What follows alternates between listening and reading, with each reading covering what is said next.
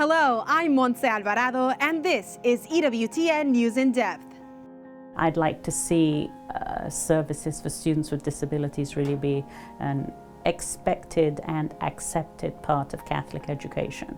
No longer them, but us. The Catholic challenge to build solidarity towards those with special needs.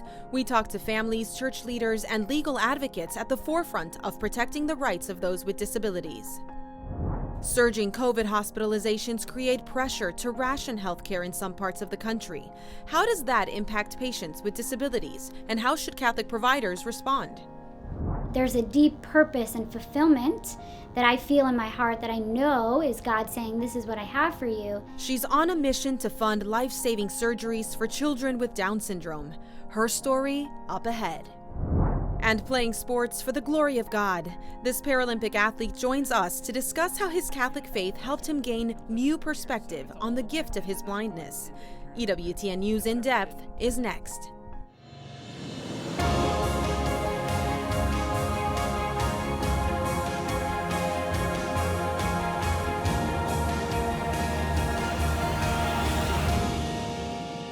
There are always ways to accommodate persons living with a variety of disabilities to ensure that the sacraments are accessible to them. Fully embracing and including those with special needs in both the life of the church and in the larger community. Strong Catholic and secular advocacy has made big advances, but there's more work to be done.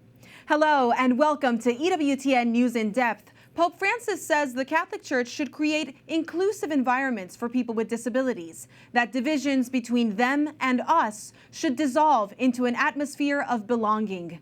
Throughout today's program, we explore what's being done to achieve that goal, the successes in both religious and secular settings, and where progress for the disabled is still needed. Reporter Mark Irons begins our coverage. Years ago, Francesca Pellegrino wanted to enroll her son Alex into a Catholic school. I really wanted him to see the benefits of a Catholic-based education. But Catholic schools turned Alex away. It turns out many don't have programs in place to help children with physical or intellectual disabilities. The reasons may vary, from a lack of money or staff. I think there's also an element of fear because they've never done it before. How are we going to do it? Do we have the resources? Pellegrino's own story inspired action. She started the Catholic Coalition for Special Education. It provides grants, training, and resources to Catholic schools in the nation's capital in Maryland to initiate or expand programs for students with disabilities. I would like to think that other families don't experience the rejection that I experienced when I was trying to get Alex into a Catholic school. Pellegrino believes a space for those with special needs must be included, extending beyond the classroom into the greater life of the church. Pope Francis says church communities should be concerned about creating environments that are both inviting and accessible to people with disabilities. For example, this wheelchair-accessible ramp helps meet that goal. But the Holy Father says it's about more than just creating physical structures. In his message for the International Day of Persons with Disabilities, the Pope called on Catholics to develop attitudes and acts of solidarity and service towards persons with disabilities and their families. Our aim should be to speak no longer about them, but rather about us. And that means understanding that everyone has gifts and talents to share. We can have no separate church. There is no us and them. There's one body of Christ. In the Archdiocese of Washington, Mary O'Mara runs the Office of Deaf and Disabilities Ministry. Each year, the Archdiocese celebrates the White Mass, honoring people with disabilities. But year-round, O'Mara says Catholic churches everywhere should create an atmosphere of belonging for all those with disabilities where their gifts are recognized. And they're celebrated by being active participants in the life and the flow of the parish, being valued. It's the same message Bob Quinlan is trying to get out. Everybody wants to belong. Quinlan works with the National Catholic Partnership on Disability. Its mission includes making sure parishioners and clergy can fully take part in the Mass. To help people with disabilities take roles of service. One resource they provide, a large print Roman Missal.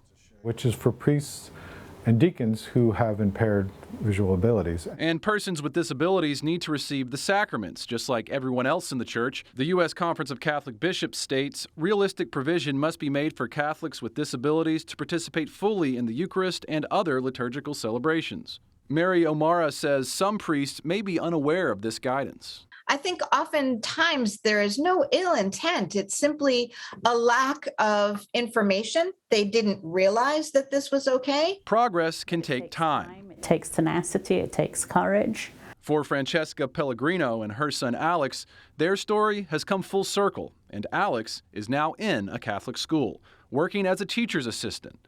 His mother says he loves it. He's found his home in a Catholic school in a roundabout way. Mark Irons, EWTN News in depth. The Americans with Disabilities Act, or ADA, helped pave the way for the disabled to have better opportunities, fully participate in society, and live independently. The civil rights law signed in 1990 made it illegal to discriminate against people based on disability in the areas of employment, public accommodation, public services, transportation, and telecommunications. Through the years, the ADA has been expanded to demonstrate what constitutes a disability in the U.S. The disabilities protected under the ADA include deafness, blindness, intellectual disability, mobility impairments, autism, cancer, and HIV infection, to name a few. Those with disabilities have long been marginalized in this community in the United States and around the world. For decades, attorney Steve Gold has been one of our nation's leading disability rights champions. He's a board member of Liberty Resources, an organization dedicated to advocating for the disabled. Steve Gold joins us on the record. Steve, give us some context as an authority on the ADA. Why was it important to pass the Americans with Disabilities Act? What was happening in the country at the time? Well, in 1974, the HEW, then HEW, passed what was called the 504 regulations. And one paragraph in it prohibited discrimination against people with disabilities by recipients of federal financial assistance. So it meant, if the federal government funded a program, then you couldn't discriminate. But it was limited. It was very, very, very limited. And from 1974 until 1990, basically, the enforcement of and the elimination of discrimination against people with disability was quite restricted.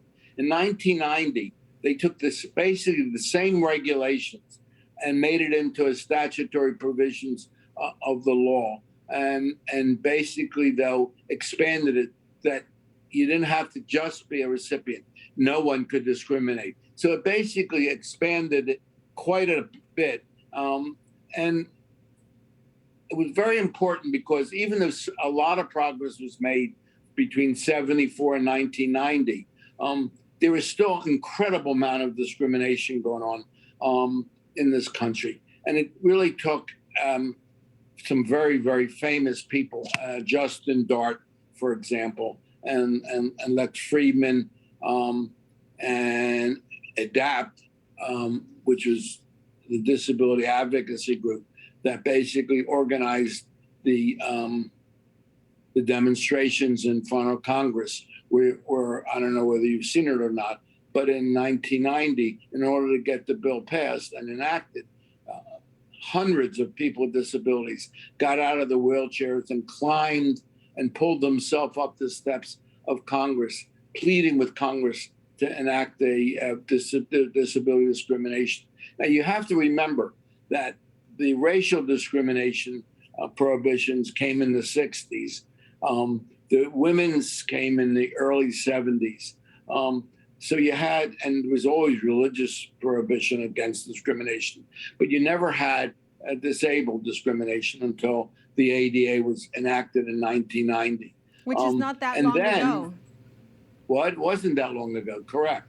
And a lot of progress has been made since 1990 in terms of attitudes, in terms of structures. I mean, I brought the curb cut case in 1992 that basically meant if you're in a wheelchair, you're going to be able to get on and off the pavement and go across the street without worrying about falling out of your wheelchairs.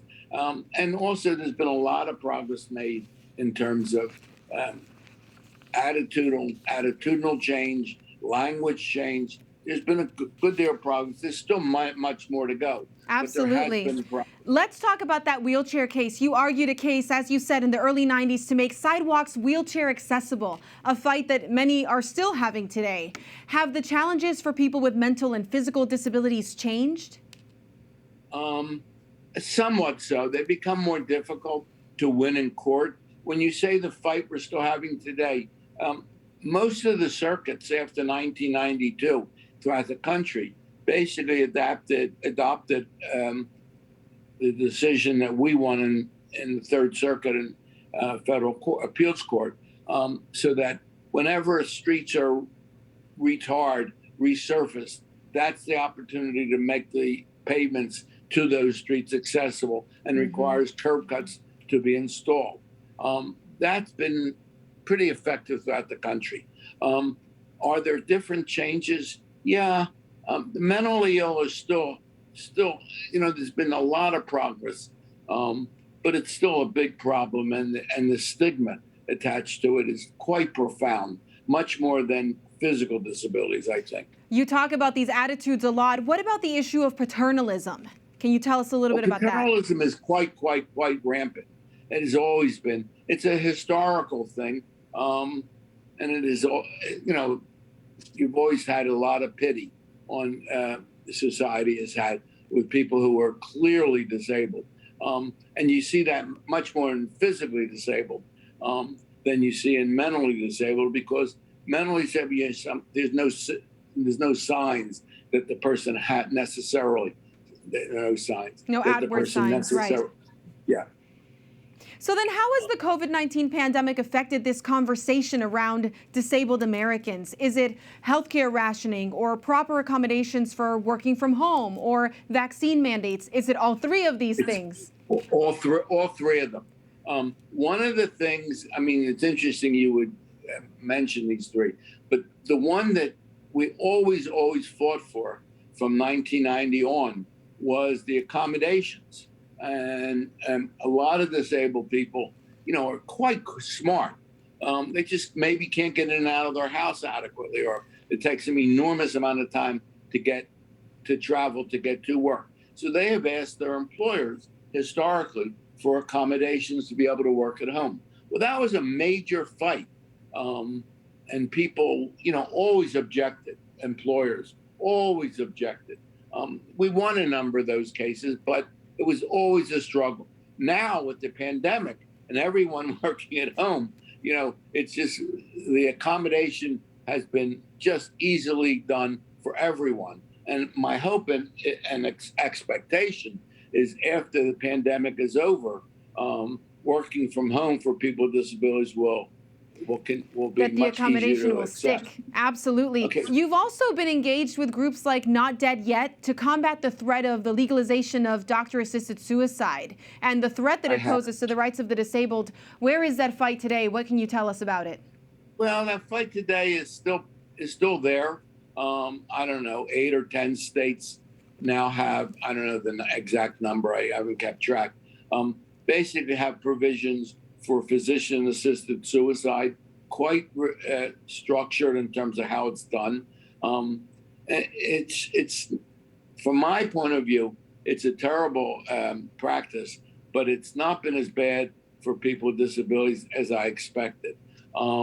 It's still there, and every now and then we do hear of a person with a disability who the doctor or the hospital doesn't want to operate, doesn't value their lives, and does suggest physician-assisted suicide.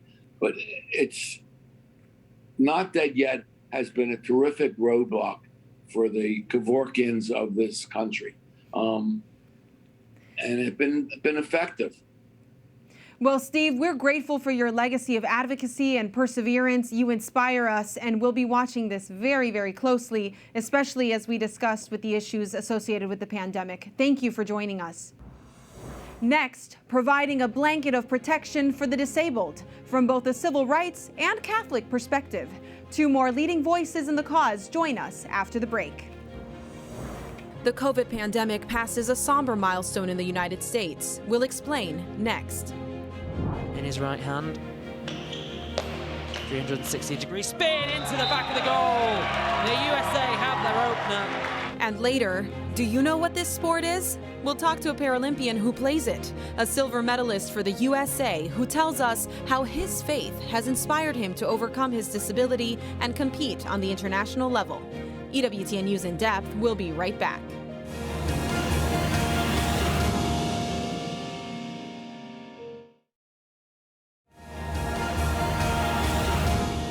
COVID-19 is now officially the most deadly pandemic in modern U.S. history. The reported number of deaths has crossed the 675,000 mark, the estimated number of fatalities from the 1918 influenza pandemic. This week, an exhibit of hundreds of thousands of white flags was installed on the Washington Mall, symbolizing what such a large number looks like. The exhibit is dedicated to all those who have died of COVID-19 in the United States. Rationing healthcare, one of the most feared scenarios of a pandemic, is becoming a reality in a few parts of the United States as COVID infections remain at surge levels. Even as numbers ebb in some areas, staffing and equipment shortages are taking a mounting toll, particularly in rural and Midwestern states. Last week, we told you about the health rationing crisis in Idaho, and now hospital executives are sounding similar alarms in Alaska, Montana, Wisconsin, West Virginia, and Kentucky. The American Hospital Association says medical facilities are losing healthcare workers at an alarming clip as they retire or quit, overwhelmed by the fresh wave of COVID cases. As some states face decisions about healthcare rationing, how will those pressures affect the quality of care for the disabled? An answer on how Catholic healthcare workers and providers should respond, we turn to Archbishop Joseph Kurtz of the Archdiocese of Louisville, Kentucky. Archbishop Kurtz is on the board of the National Catholic Partnership on Disability. It's so great to have you here, Archbishop. As healthcare rationing becomes a reality in many states, how should Catholics be thinking about their work with the disabled? And what does our church teach? Well, Montse, thank you for having me on, and thank you for beginning with such a critical question. Of course, the foundation of our church teaching is very simple, and that is the great dignity of every person. We don't measure people by how much money they have or what exactly their job is. And so whether a person is alive with a disability or not, that person is great in God's eyes. And so we treat each person as precious. Thus, we need to make sure that as we lobby for appropriate health care, that we don't have anybody left behind. And that's really at the core of our church teaching, a teaching on the dignity of the human person. Now, this mission of advocating for the disabled is something that's personal to you.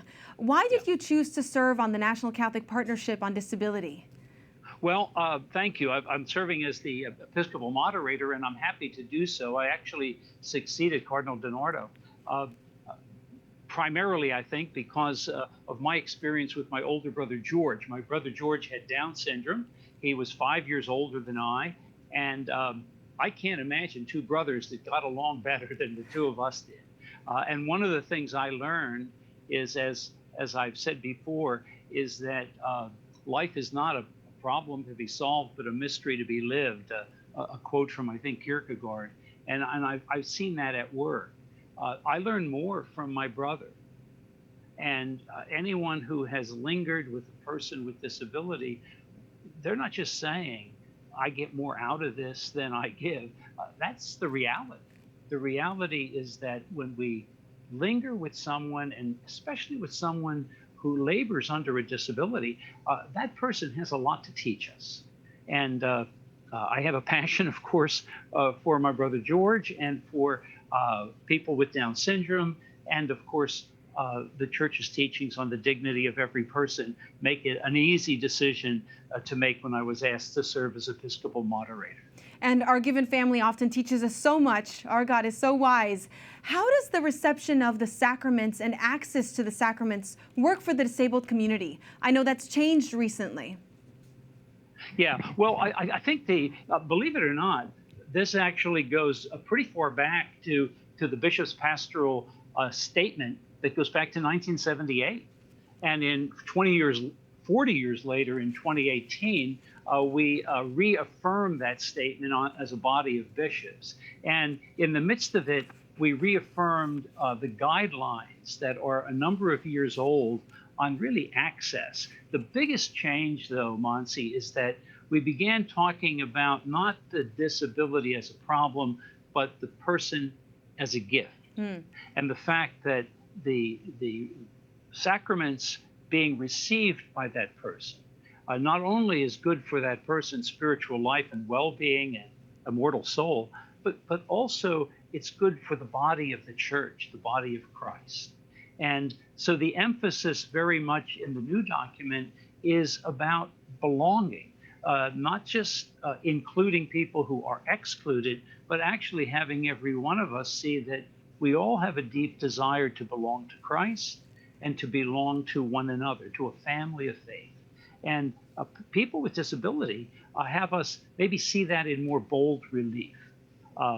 The actual reaching out with the sacraments, of course, means we need to accommodate people because of a particular disability they may have. But it's most especially about us learning from people about the gifts that person brings that are not maybe immediately evident. Right. And that's a great gift.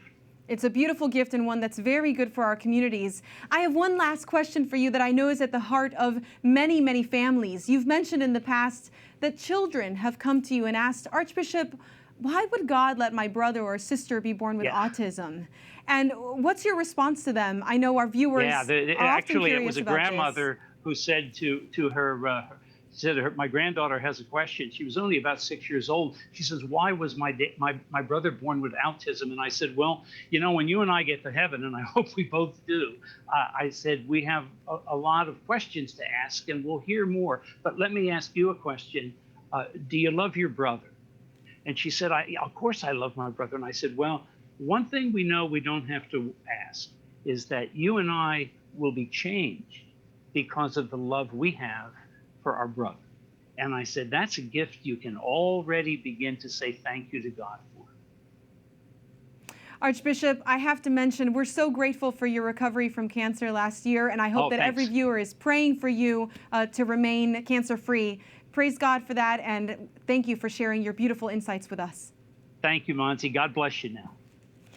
We turn now to public policy and how the disabled are protected through federal laws. The Office for Civil Rights at the Department of Health and Human Services is responsible for enforcing laws protecting people against unfair treatment or discrimination because of race, color, national origin, disability, age, or sex. Anyone who feels they've been discriminated against can file a complaint with HHS that will be investigated.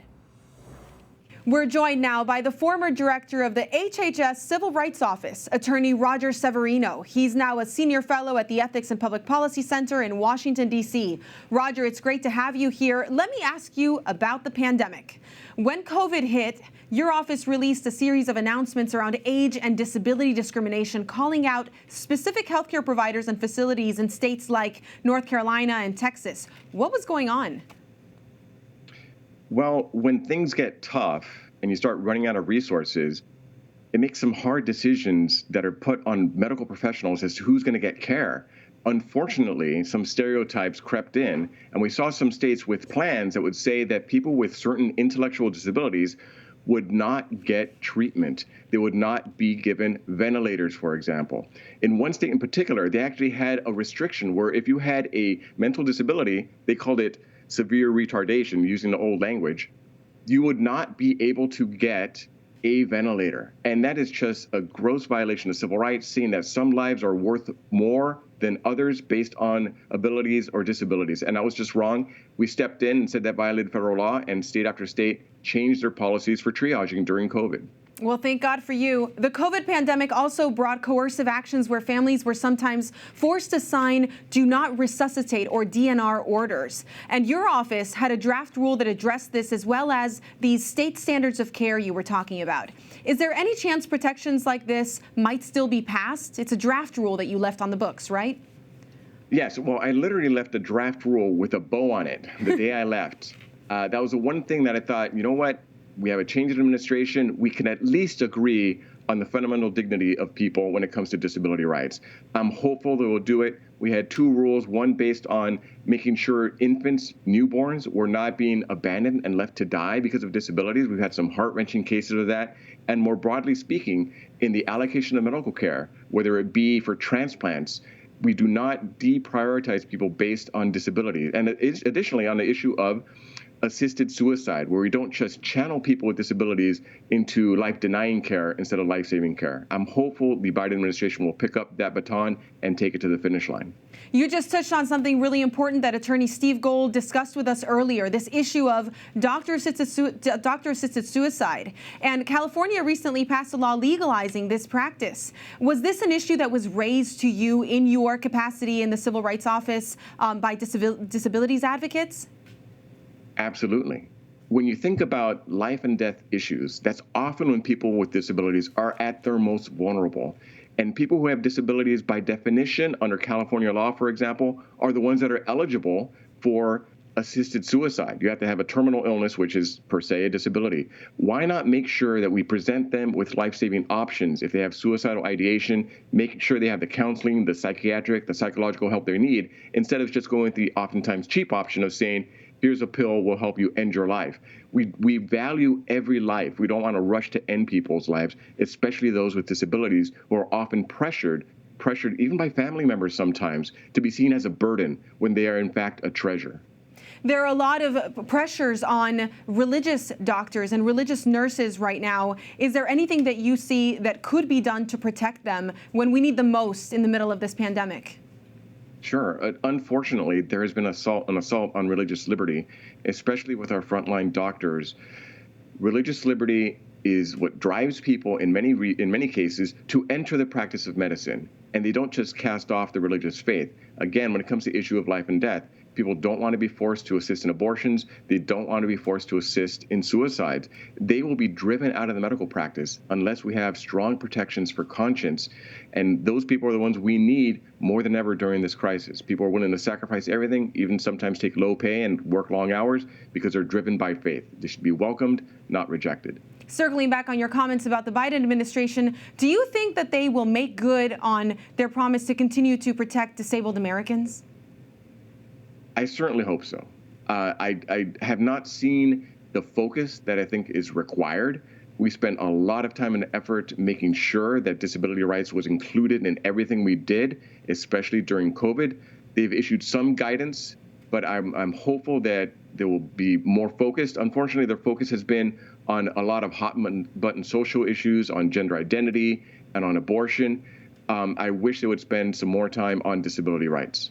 Well, thank you, Roger. We'll continue to watch this issue carefully. Thank you.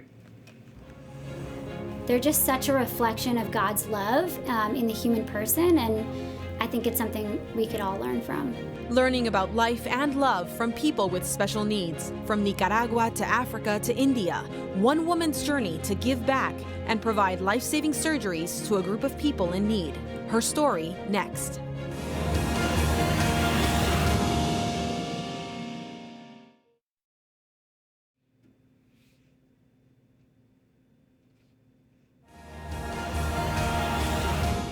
Working at a special needs summer camp as a teenager has led one Catholic woman to a lifelong mission to help people with Down syndrome. Her efforts have now enabled dozens of children around the globe to receive life-saving surgeries. Colin Flynn has the story in our This Catholic Life report. These people are the greatest gift that are on this earth, and such a gift to everyone around them and anybody who has the privilege and opportunity to encounter them. And I couldn't believe that they were being discarded and abandoned. There's a deep shame associated with children with special needs and disabilities over there. And that shame is still there today? Absolutely. Lauren Constabile first started working with people with special needs at a summer camp when she was just 17. I was really nervous, and I'll never forget, there was about 100 of us in this room, in this gym, and I looked across the room and I made eye contact with a boy with Down syndrome, and he just smiled at me and I smiled back, and before I knew it, he was running over to me and gave me a huge hug. That's kind of where the seed was planted for me. I said, okay, there's something really special here.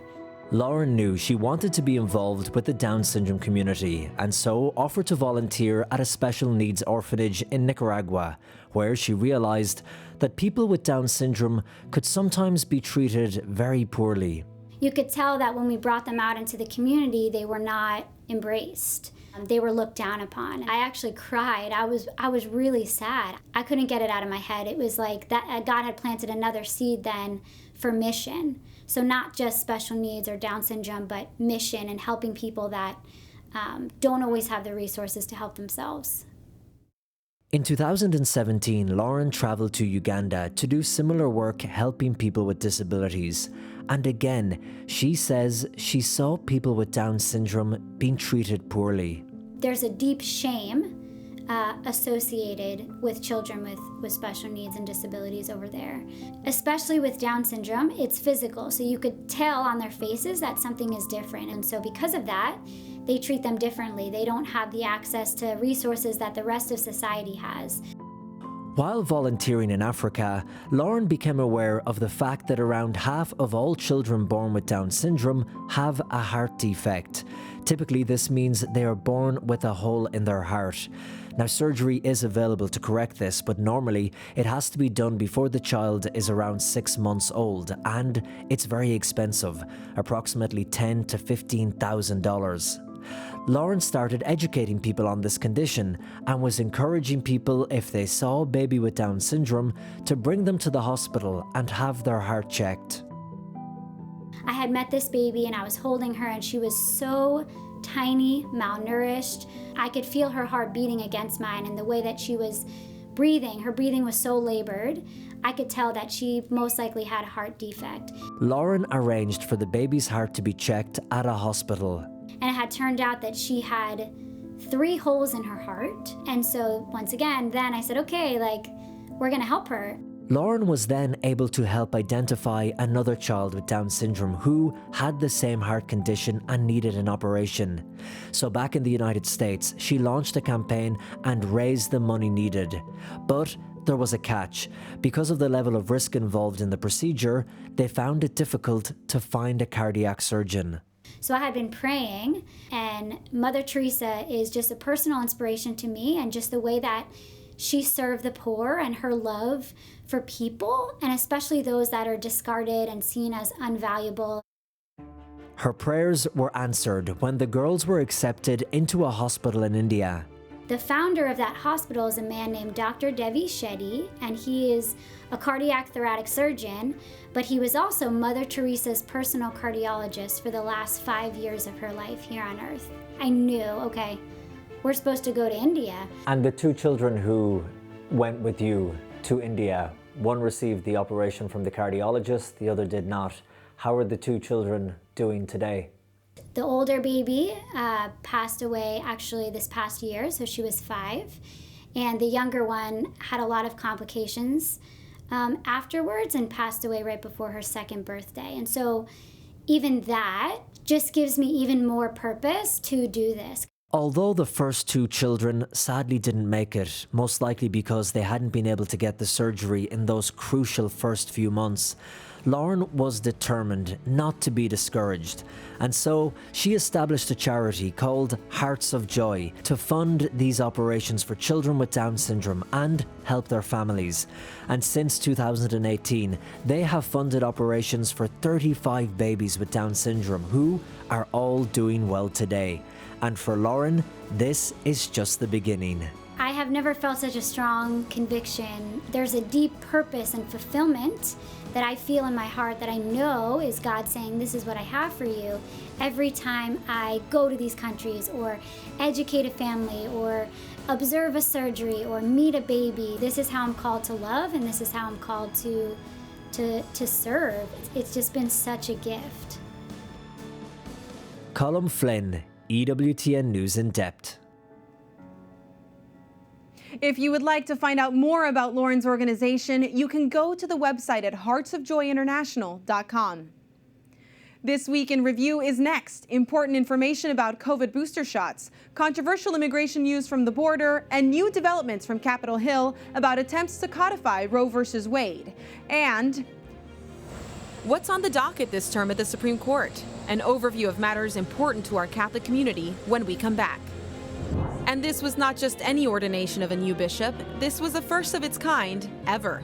That report coming up a little later.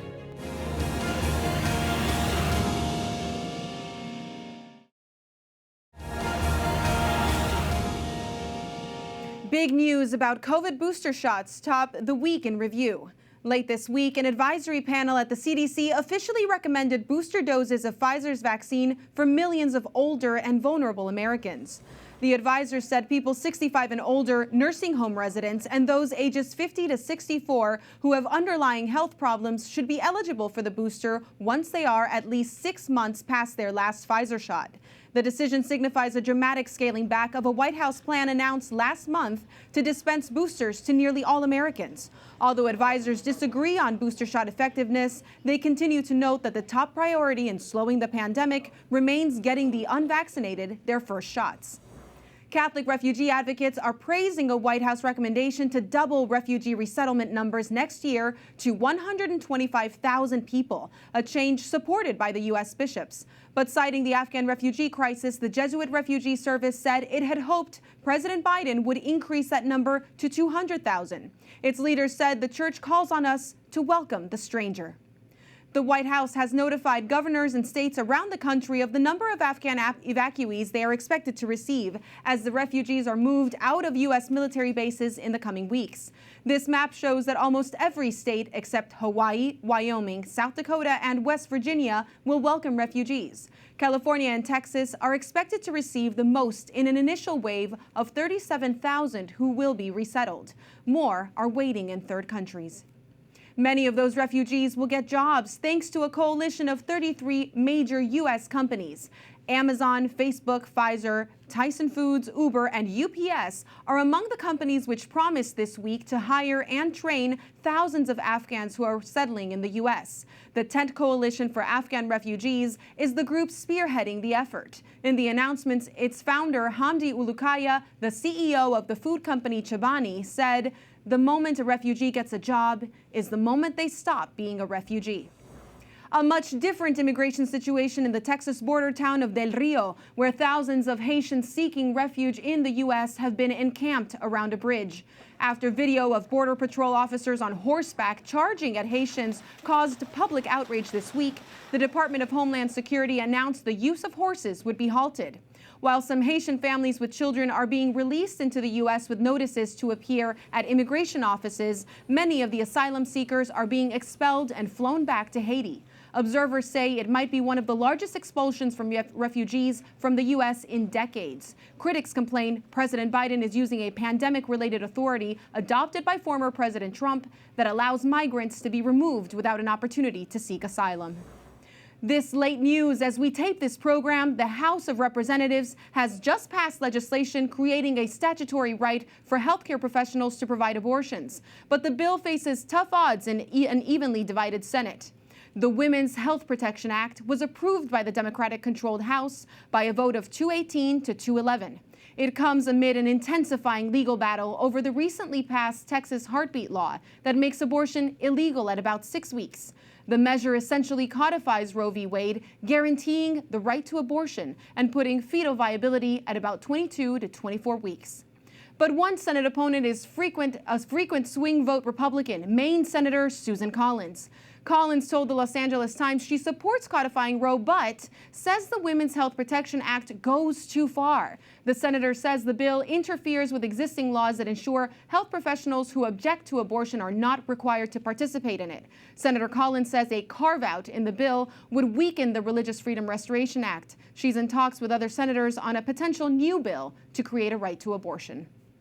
The Supreme Court announced it will hear arguments on December 1st in a critical abortion case that could lead the path towards overturning Roe v. Wade and Casey.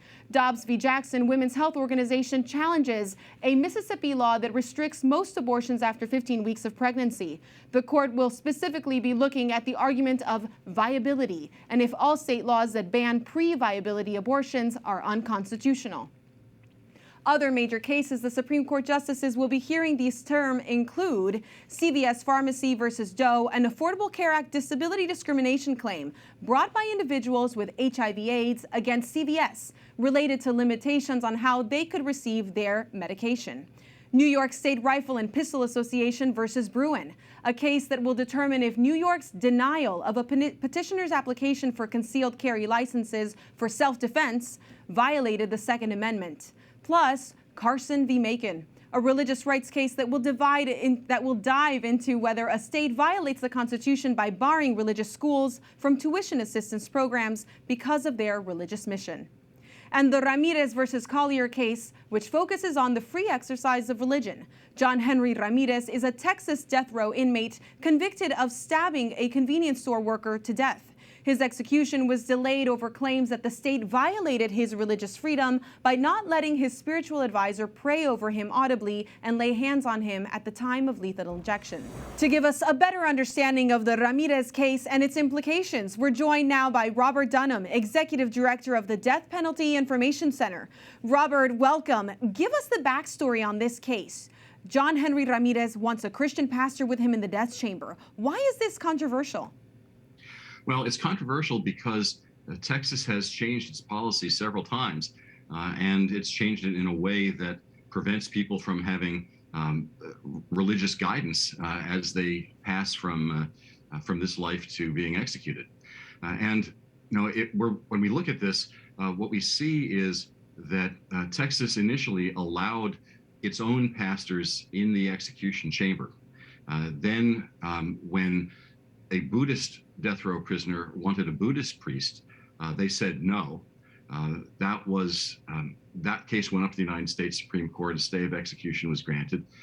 They then decided, rather than discriminate on the basis of religion, they would ban religious advisors from the execution chamber altogether. And so Mr. Ramirez wants to have a pastor with him, and he has asked for the ability to have the pastor pray with him and to lay hands on him during the execution. And Texas said, well, we'll let the pastor in, but he's going to have to stand in a corner and be quiet. And so the Supreme Court, as you mentioned, has dealt with this recently in the past couple of years, and they decided to move this case from the emergency docket or the death docket, where they usually deal with these emergency requests from prisoners, into the merits docket, turning it into a case that will change the law and can set precedent. Why does this matter? Well, there's a lot of cases recently that the Supreme Court has decided in what's been called the shadow docket in emergency litigation. And typically, when something comes up to the court in an emergency setting, they don't get full briefing and they don't get oral argument. So they base the case on the briefs that they have in front of them at that particular time during the course of an emergency. The Supreme Court, since 2019, has never granted a stay of execution on any issue except for religious exercise in the execution chamber. And in those cases, what they would do is they would grant a stay, and then the state would change its policy so that the next prisoner coming up would not be in the same posture. And the Supreme Court would grant a stay again, and the state would change its policy again. This time, the Supreme Court said, okay, we are going to stay the execution, but we are going to schedule an expedited hearing. The stay was over the summer.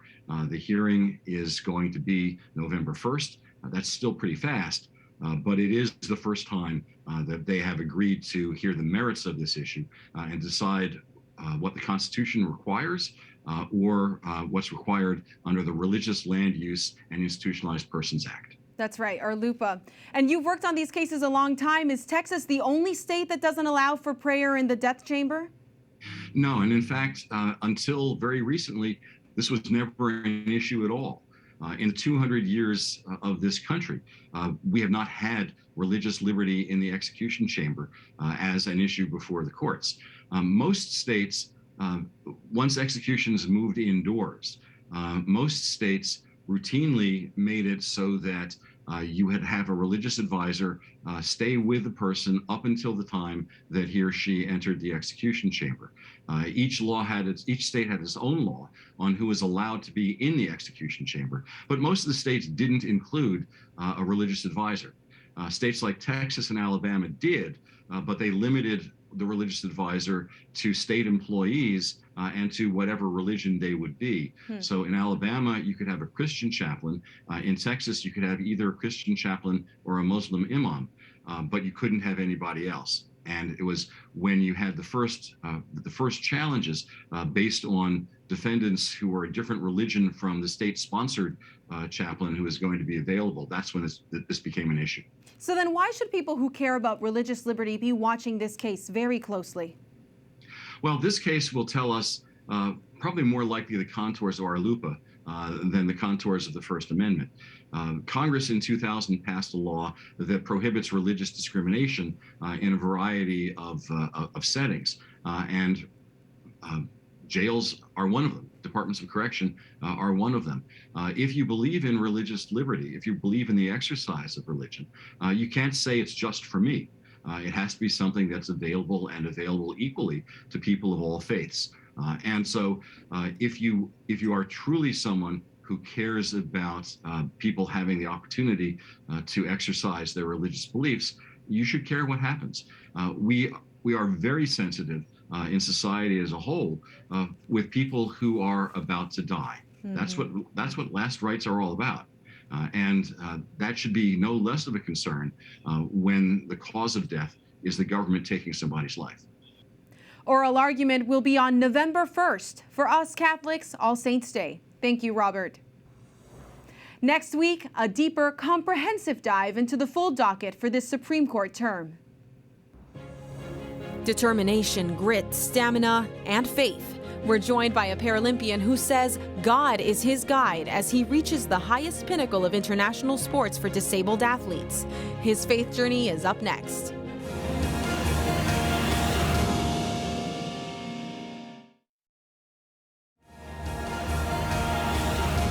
The Paralympics are an incredible opportunity to see some of the top athletes in the world perform in sports that are rarely televised, including the sport goalball.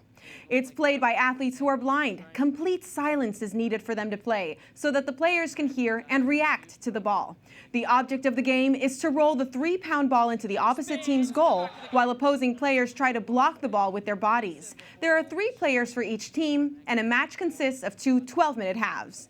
For any top-performing athlete, the journey towards medaling in a sport is never easy. For Paralympians, that journey can be even more challenging. But faith can be a steadfast source of strength and encouragement. In this week's Faith Journey, we're joined by 2-time Olympian goalball player and Catholic Matt Simpson. Matt won silver in the 2016 Games in Rio and played most recently in Tokyo just a few weeks ago. Matt, it's so great to have you here in the studio. So good to see you. Welcome home. Thank you very much. Thanks for having me. Tell me about this journey. Tell me about being in Tokyo. What was it like being a Paralympian under COVID protocol? You know, it's really tough to be a Paralympian under the best of circumstances, right? It's a pressure-filled 2 weeks. You're away from home, you're eating weird food, and then add into that spitting in your tube every morning to make sure that you don't have coronavirus, and all of the stress that comes along therewith, right? You know, if somebody tests positive, you can take down your whole team. So there's just such an added amount of stress, the protocols, the masks, the distancing. You know, it's somebody said it was kind of a minimum security prison, and I think that's about right. So. Wow. Yeah. Okay. That sounds tough. Yeah. So how did you first discover goalball to begin with? This is a 3-pound ball that we're going to show on Instagram, hurling at you at incredible speeds. I think you said 50 miles per hour? Yeah, it definitely can go that fast. Yeah, tell me about it. So goalball is the best sport that you've never heard of. It's the only Paralympic sport that's not adapted from something else. So, you know, we've all seen wheelchair basketball and wheelchair rugby. Like, we can understand that. It's adapted from another sport. Goalball was created in the 1940s by some Austrian doctors who wanted to rehabilitate blinded soldiers, and it evolved from there. I started playing the game when I was 10 years old. Fell in love with it. It's fast, it's exciting, and it's a team sport. And for me, as a kid growing up with low vision and decreasing vision, like finding an arena where I could compete with peers without my vision being a disadvantage. That was so huge for me. Yeah, that's amazing. Did you face any trials, your team? Were you guys in any way challenged aside from the coronavirus protocol?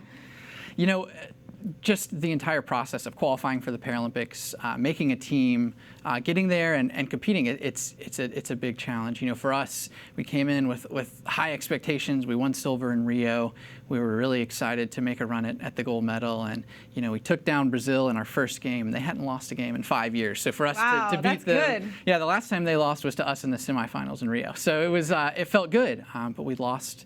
A guy who's been our team leader and captain for almost 20 years. He got hurt in the first game, and you know, talk about adversity and unexpected you know, turns in the road. That was tough, and that was what we were battling for the rest of the tournament. Was all trying to come together to fill that really unfillable void of our teammate Tyler. And how did your faith then come into play with these challenges? You know, goalball is. We played 7 games in Tokyo, so it's a 10-day tournament. It's, you know, our Super Bowl only comes every 4 years, so it's all packed into that one 10-day tournament where, you know, whatever we did in tournaments the 4 years prior, it really doesn't matter. What we care about at the end of the day is that Paralympic finish. So much pressure, so much stress, being away from family and my wife and my little daughter. Your newborn little daughter, yeah, yes. She's so little. And but you know, it was just this. I'm a new Catholic, and so the practices of faith were so huge for me on a daily basis. Being able to turn to my faith in a way that I really didn't have in Rio and times prior. And you know, I told you a little bit about. I read Evelyn Waugh's Helena while I was between games, and at the end of the book, you know, I'm sitting there wondering, what am I doing? Why am I here? Why did God put me here? You know, playing this silly game. And at the end of the book, he says, you know, Helena found the true cross, and her task in life was to pick up wood and to conform herself to the will of God, to pick up that wood. And I said, well, I can play goalball if that's what God wills me to do. Then I can pick up my wood too. And it's such a beautiful opportunity for evangelization in ways you never imagined. Absolutely. So tell me about this new Catholic faith for you. You're a recent convert. Your wife came into the church with you. Why? You know, Chesterton says there's 100 ways into the church, and every man will approach each way from a different direction. And I think that was totally true for me. I grew up, you know, with a very sincere faith in a Christian home with great parents who love the Lord. But you know, I just finding that there were questions I couldn't answer, and finding that there was a depth of thought and a depth of experience and practice in the Catholic Church that I'd never found, I'd never experienced. And growing up, I'm from Atlanta, and I didn't really know many Catholics. So discovering Catholicism was just this whole world that opened up to me. And man, it was just, it continues every day to be just this amazing gift of going deeper, and the disciplines of faith that I can find in the church every day are just such an encouragement to me. Well, we love that you're representing our country and you're representing our church when you play goalball. I have one last question for you, which is just, how does being an attorney, which is your day job, in addition to being a Paralympian, you're remarkable, you're also an attorney, how does that come into play with your disability? Yeah, you know, the thing that I really got out of goalball that was so invaluable was, you know, when I started playing goalball, I wasn't particularly good at it. I wasn't particularly athletic. I was scrawny. I was small. But the thing that it taught me was my challenge in goalball wasn't being blind. You know, before that, everything kind of came down to whether I liked it or not. People were going to evaluate me based off of my disability. Mm-hmm. When I found goalball, the only thing that didn't matter was being blind. And so I found this outlet where what mattered was I going to work harder than the other guy? Was I going to train harder? Was I going to get stronger and faster and better? And that was a big lesson to learn on the court, and then I could take it off the court. And I found the practice of law. I found another competitive outlet.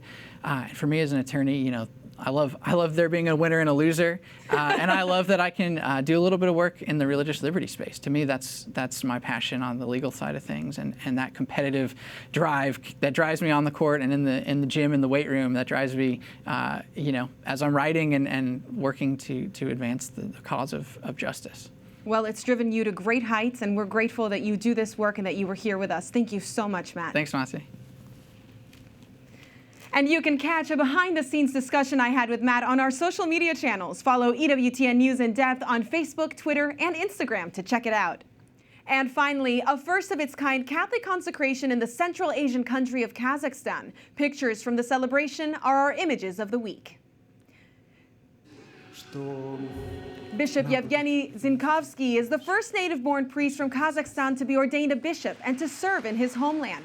Zinkovsky comes from a Polish family that was deported to the Soviet Union, where he was born in what is now Kazakhstan. Though he later learned older family members were devout Catholics, he says he knew nothing of God or the Church because of their fear of talking about religion under Soviet rule. At age 15, while visiting Poland in a program allowing children to learn about their ancestors, he entered a church for the first time. It's there that he says he discovered God in his heart. He later studied at a Polish seminary and became a priest in 1999. His ordination as a bishop this month also marked the 9th anniversary of the consecration of the largest Catholic church in Central Asia, the cathedral in the city of Karaganda, Kazakhstan. Our prayers go out to brand new Bishop Yevgeny Zinkovsky. And that does it for this edition of EWTN News in Depth. I'm Montse Alvarado. We'll hope you'll join us same time next week to discuss matters important to our Catholic life. See you then.